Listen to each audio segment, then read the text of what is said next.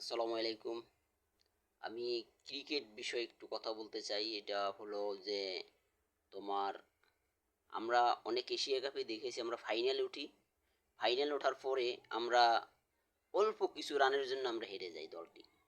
ঠিক আছে? আমাদের ওই থেকে ওটা বুঝতে হবে যে আমাদের কোন জায়গায় ঘাটতি। আমাদের ঘাটতি আমরা ওই সময় বড় শট খেলতে চাই সব সময়। ঠিক আছে? বড় শট না খেলে আমাদের ছোট শটগুলো আমরা খেলে রানগুলো বের করি।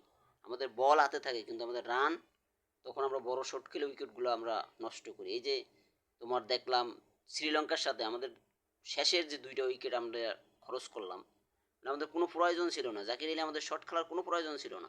জাকির আলী দেখলাম বড় শট খেলতে গেছে, ছক্কা মারার জন্য দেখলাম এরকম একটা বাউন্ডারি হাঁকাইতে গেল। দরকার কি? আমাদের তো ওখানে বল হাতে ছিল। আমরা শট না খেলে আমরা 2-1 রান চেষ্টা করতাম। আমাদের যেহেতু আমাদের ব্যাটার ব্যাটিং সবসময় আমাদের কম, আমাদের ব্যাটিং কম, আমাদের বলার বেশি। আমাদের বুঝতে হবে যে আমরা আউট হয়ে গেলে আমাদের পরে বলার আসবে, বলার তো রান বাইর করতে পারবে না। ওটা আমাদের সবসময় মাথায় রাখতে হবে। আমি যারা ম্যানেজমেন্ট আছে তাদেরকে আমি বলবো তারা যেন এগুলো থেকে এগুলা খেলোয়াড়দেরকে ভালোভাবে প্রশিক্ষণ করে। এগুলা থেকে যেন আমাদের বেরিয়ে আসতে হবে, তাহলেই আমাদের দল ভালো কিছু রেজাল্ট করবে। আলহামদুলিল্লাহ, সবাই ভালো থাকেন, দোয়া করি।